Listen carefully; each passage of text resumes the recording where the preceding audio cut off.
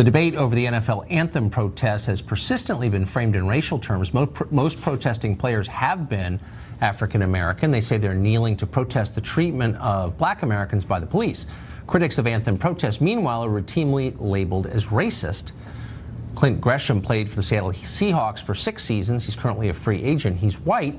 He says, though, as a Christian, it's his duty to kneel alongside the black players to show solidarity against racism. Clint Gresham joins us tonight to explain. Clint, thanks for coming on. Thanks for having me, Tucker. It's good to be here. So I'm convinced of your sincerity completely. You're a Christian, and you wrote a long, interesting op-ed on this subject. And I'm also convinced that there is racism in America. You said you experienced it yourself in the NFL. What I don't understand is why the existence of bigoted people means that you protest the symbols of the country itself. Yeah. If I fought in World War II, or my son died in Vietnam, right, and I go to a national football game and I'm sitting there and I'm watching players protest against the very thing that my son died for, I can see why that would cause a problem. I totally get that.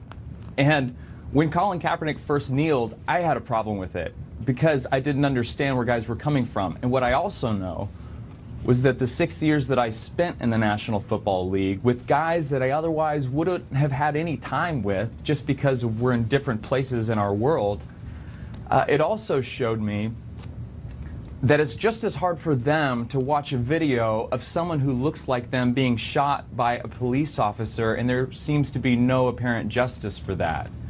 So I get that. And because of that, players have chosen to have a nonviolent protest to bring awareness to something that is unfortunate in our society. Well, I'm with you up until the end, and I'm for nonviolent protests, of course. I just don't understand why people who've reaped more benefits from this country than almost anyone else in the country, that is pro athletes, NFL players, are protesting the country itself. The country is a decent place. There's some crummy people here, but the country itself is good, and that's why these guys are succeeding in it and live these incredibly entitled lives. So, like, why attack the country? That's always been my problem with this. Yeah, and you know, the truth is that they do have millions of dollars. Yeah. But the reality is that getting millions of dollars doesn't make the pain go away. Like, we both know that someone who is rich but is empty inside their heart, that doesn't make that pain stop. Just because you have a ton of money, it doesn't make you any more happier. That is like, just because you get $1 million when you're 25, it doesn't take away from the sting that you felt from the 25 years leading up to that point. No, and in fact, it's probably bad for you. No, I agree with that. But again, and you're absolutely right, and the world is littered with unhappy rich people, that's for sure. In fact, I think it probably makes them less happy to be that successful. I just don't I think the fact that they have been successful is evidence that the deal that America makes with its citizens is basically on the level, which is like, be good at something, work hard, and you can succeed. So it's not the country's fault. That's the point I'm making. Why are they blaming the country? It's a good country. And when they say it's a bad country, it's a lie. It's a fantastic country. It's a fantastic country. And I am so grateful to have the opportunity to live in this country. There are people who are fighting and clamoring, trying to live in this country to create a better life for themselves. But the reality is that our soldiers did not go fight and die in other nations to allow systemic racism to continue to exist in this country. And so, while we're not perfect, of course our country isn't perfect, we're still gonna stand up and we're gonna fight for injustice, we're gonna fight against inequality so that there is freedom and justice for everybody. Yeah, I think you're misguided. I actually think the message that it's sending is like, this whole thing is a joke and like, who cares about America? I don't think that it's sending that message at all. But you know, I hope you're right. Clint, thanks for joining us from tonight. Being young and annoyed. I'm glad to have this group back with me as we begin Generation Hext here. I was away from the start of Thursday night football at Bank of America Stadium in Charlotte, North Carolina. You're going to have the Carolina Panthers up against, who are they? The Eagles, right? All right. We've got attorney Christy Kunzig joining us, my audio wingman, and for this segment, a football expert, Dion Baya. The Hill contributor Michael Starr Hopkins back with him again, and Fox News Headlines 24/7. Carly, I don't sleep Shimka. She was up like at 2, 3 in the morning, whatever. Let me end with you, Carly. So just your thoughts. And by the way, you guys can mix in and come in, interrupt, whatever. This game tonight is going to be very, very closely scrutinized because the pressure's on from owners trying to find a way to settle this national anthem thing once and for all. Right.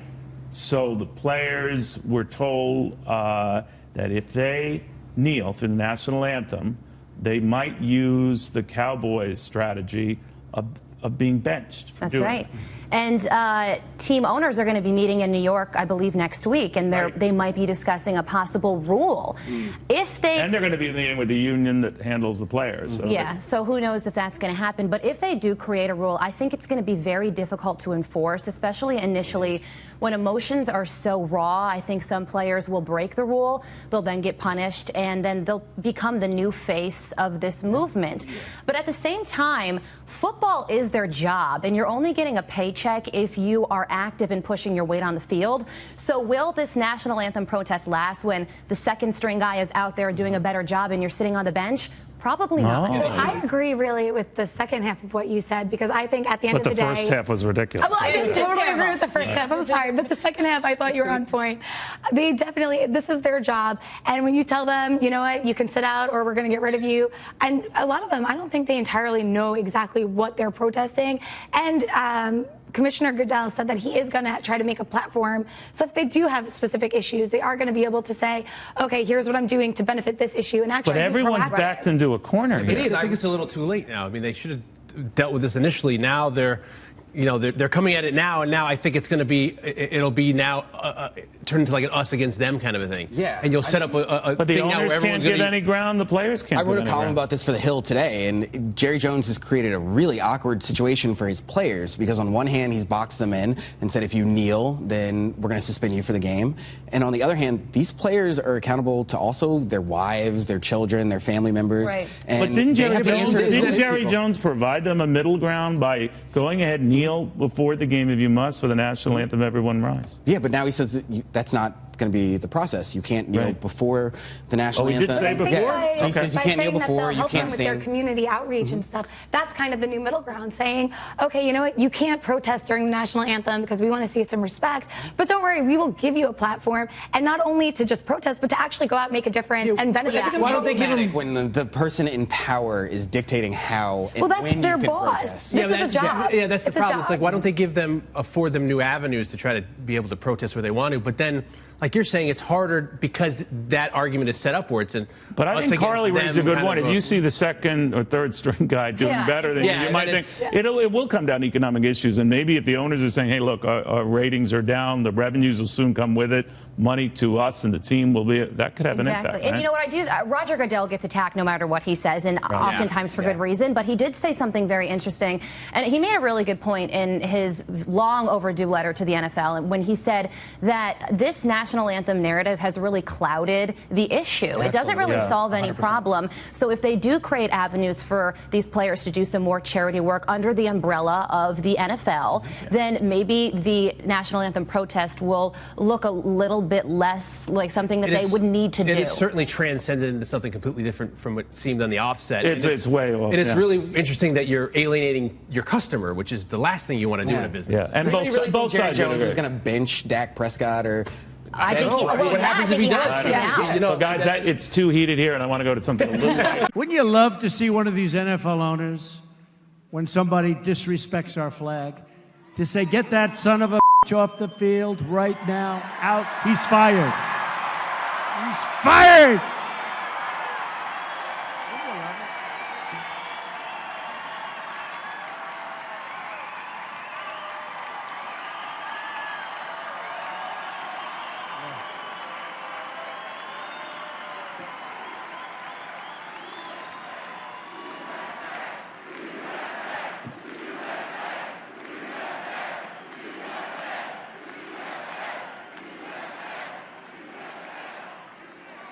You know, some owner's going to do that.